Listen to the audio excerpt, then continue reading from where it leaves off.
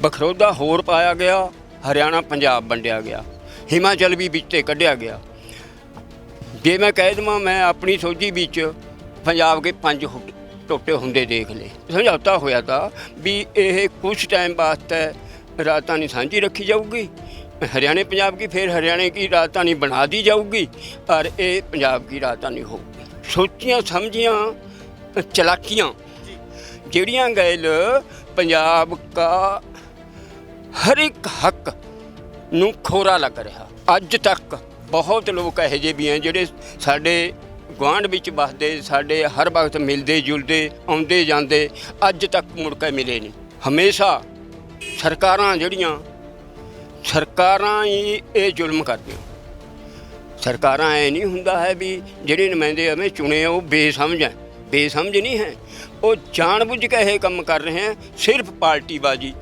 अज तक कोई पार्टी यह जी नहीं आई जिहड़ी ने पब्लिक नूं सही तरीके गैल जिस तरह एक चंगा न्याय करने वाला राजा करे था, नहीं करया।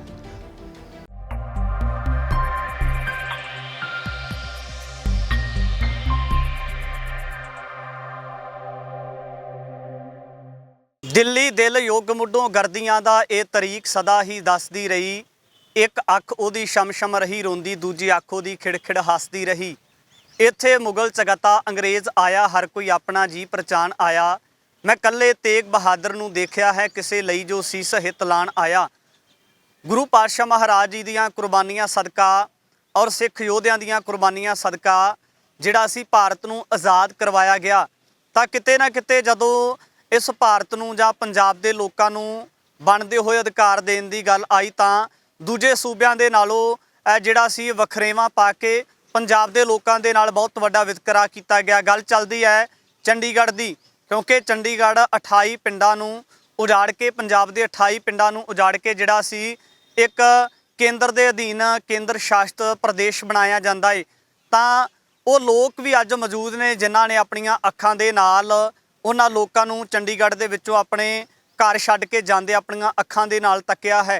ਅੱਜ ਚੰਡੀਗੜ੍ਹ ਦੇ ਮੌਲਜ਼ ਦੇ ਵਿੱਚ, ਵੱਡੇ ਵੱਡੇ ਬਾਜ਼ਾਰਾਂ ਦੇ ਵਿੱਚ ਜਦੋਂ ਅਸੀਂ ਜਾਂਦੇ ਹਾਂ ਤਾਂ ਸਾਡੀਆਂ ਅੱਖਾਂ ਦੇ ਸਾਹਮਣੇ ਉਹ ਪੁਰਾਤਨ ਦ੍ਰਿਸ਼ ਆਉਂਦਾ ਹੈ ਕਿ ਕਿਸ ਤਰ੍ਹਾਂ ਜਿਹੜਾ ਵੱਸਦੇ ਹੋਏ ਘਰਾਂ ਦੇ ਉੱਪਰ ਕਿਸ ਤਰੀਕੇ ਦੇ ਨਾਲ ਉਹਨਾਂ ਨੂੰ ਢਹਿ ਢੇਰੀ ਕਰਕੇ, ਮਲੀਆ ਮੇਟ ਕਰਕੇ ਜਿਹੜਾ ਸੀ ਇੱਥੋਂ ਕੱਢਿਆ ਗਿਆ। ਪਰ ਵੱਡੀ ਤਰਾਸਦੀ ਦੀ ਇਹ ਗੱਲ ਕਿ ਜਿਹੜੇ ਲੋਕਾਂ ਨੂੰ ਚੰਡੀਗੜ੍ਹ ਤੋਂ ਉਜਾੜਿਆ ਗਿਆ, 28 ਪਿੰਡ ਜਿਹੜੇ ਉਜਾੜੇ ਗਏ, ਤਾਂ ਉਹਨਾਂ ਲੋਕਾਂ ਨੂੰ ਰਹਿਣ ਵਾਸਤੇ ਕੋਈ ਜਿਹੜਾ ਸੁਚੱਜਾ ਵਸੇਬਾ ਵੀ ਨਾ ਮਿਲ ਸਕਿਆ। ਸਾਡੇ ਨਾਲ ਉਸ ਵਕਤ ਦੇ ਚਸ਼ਮਦੀਦ ਗਵਾਹ ਸਰਦਾਰ ਸਾਧੂ ਸਿੰਘ ਸਾਰੰਗਪੁਰ ਨੇ, ਬਾਪੂ ਜੀ ਦੇ ਨਾਲ ਗੱਲਬਾਤ ਕਰ ਲੈਂਦੇ। ਬਾਪੂ ਜੀ, ਸਭ ਤੋਂ ਪਹਿਲਾਂ ਵੱਡਾ ਸਵਾਲ ਇਹੀ ਹੈ ਕਿ ਜਦੋਂ ਚੰਡੀਗੜ੍ਹ ਉਜਾੜਿਆ ਜਾਂਦਾ ਹੈ, ਜਦੋਂ ਚੰਡੀਗੜ੍ਹ ਦੇ ਵਿੱਚੋਂ 28 ਪਿੰਡਾਂ ਨੂੰ ਉਜਾੜਿਆ ਜਾਂਦਾ ਹੈ, ਚੰਡੀਗੜ੍ਹ ਇੱਕ ਕੇਂਦਰ ਸ਼ਾਸਿਤ ਪ੍ਰਦੇਸ਼ ਬਣਾਇਆ ਜਾਂਦਾ ਹੈ, ਤਾਂ ਉਸ ਵਕਤ ਤੁਸੀਂ ਆਪਣੀਆਂ ਅੱਖਾਂ ਦੇ ਨਾਲ ਸਾਰਾ ਕੁਝ ਤੱਕਦੇ ਹੋ, ਕੀ ਕੁਝ ਵਾਪਰਿਆ ਤੁਹਾਡੀਆਂ ਅੱਖਾਂ ਦੇ ਸਾਹਮਣੇ? देखो चंडीगढ़ जब भारत की वंड हुई ना, सियासत भेंट चढ़ के पाकिस्तान वंडिया गया, लाहौर पंजाब की राजधानी थी, उसके बजाय पंजाब नूं राजधानी देनी थी जी टैंपरेरी शिमले दी थी। पर उसके बाद बखरौदा होर पाया गया, हरियाणा पंजाब वंडिया गया, हिमाचल भी विच कढ़िया गया। जे मैं कह देवां मैं अपनी सोझी विच पंजाब के 5 टोटे हुंदे देख ले। चंडीगढ़ जिहड़ा पंजाब की राजधानी बनिया,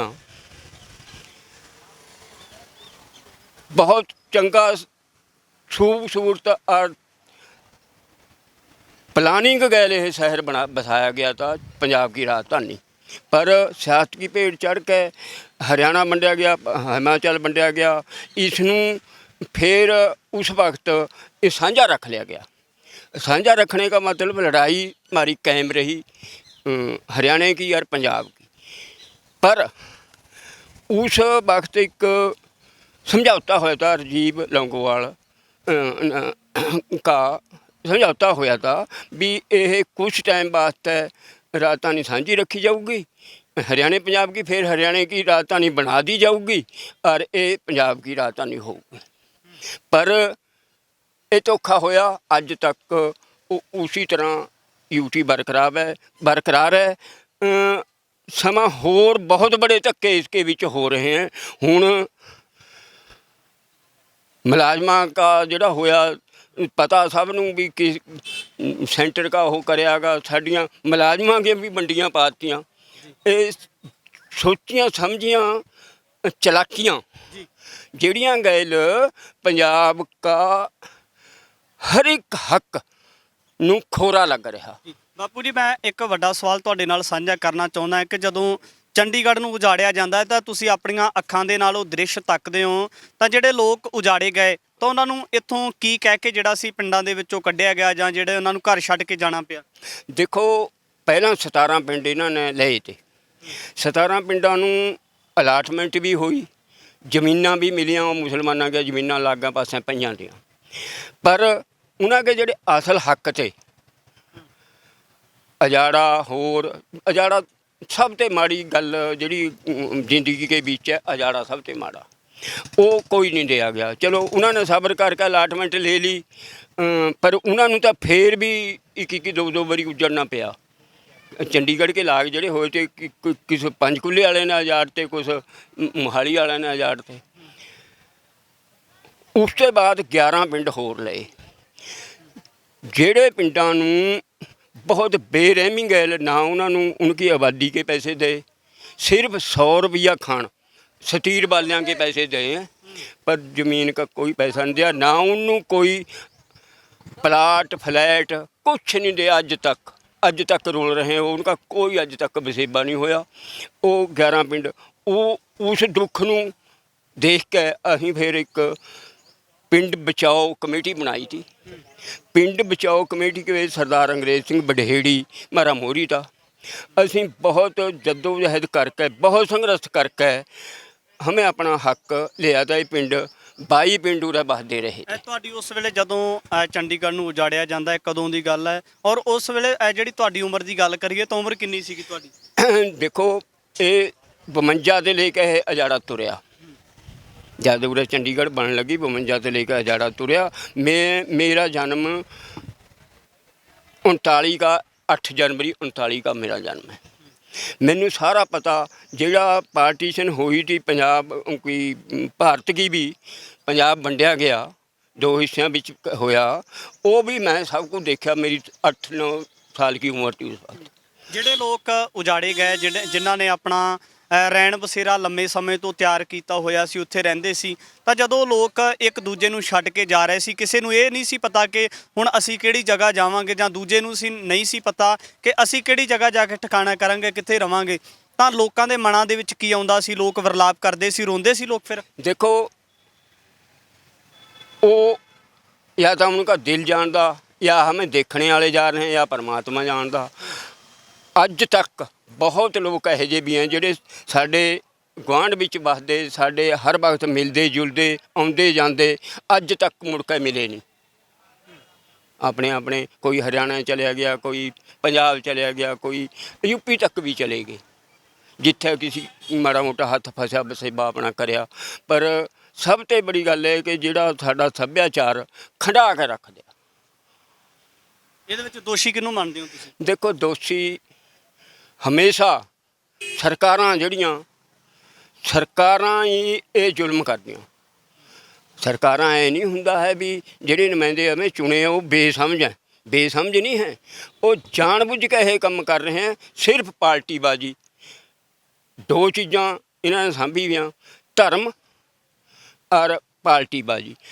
इन्हों के विच धर्म के विच या पार्टी के विच कट्टरता आऊगी, जरूर धक्का होगा।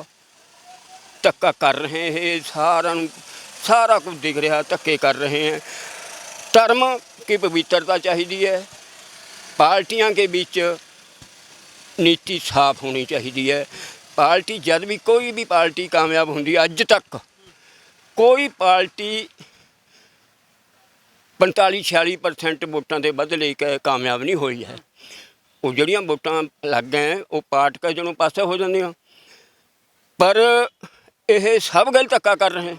पावर विच आण के धक्का करना जिहड़ा वो इनकी सारी वायदा खिलाफी हो रही है। कह के लारे ला के क्या कह के वोटां ले रहे हैं, वो इनके याद नहीं रहिंदा। ਭੋਰਾ ਯਾਦ ਨਹੀਂ ਰਹਿੰਦਾ ਨਾ। ਇਹ ਇਹਨਾਂ ਕੇ ਮਨ ਕੇ ਵਿੱਚ ਕੋਈ ਇਹੋ ਜਿਹੀ ਭਾਵਨਾ ਹੈ ਵੀ ਹਮੇ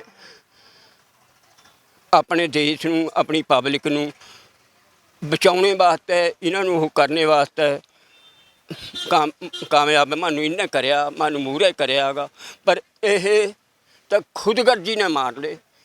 ਅੱਜ ਤੱਕ ਕੋਈ ਪਾਰਟੀ ਇਹੋ ਜਿਹੀ ਨਹੀਂ ਆਈ ਜਿਹੜੀ ਨੇ ਪਬਲਿਕ ਨੂੰ ਸਹੀ ਤਰੀਕੇ ਗੈਲ, ਜਿਸ ਤਰ੍ਹਾਂ ਇੱਕ ਚੰਗਾ ਨਿਆਂ ਕਰਨੇ ਵਾਲਾ ਰਾਜਾ ਕਰੇ ਤਾਂ ਨਹੀਂ ਕਰਿਆ।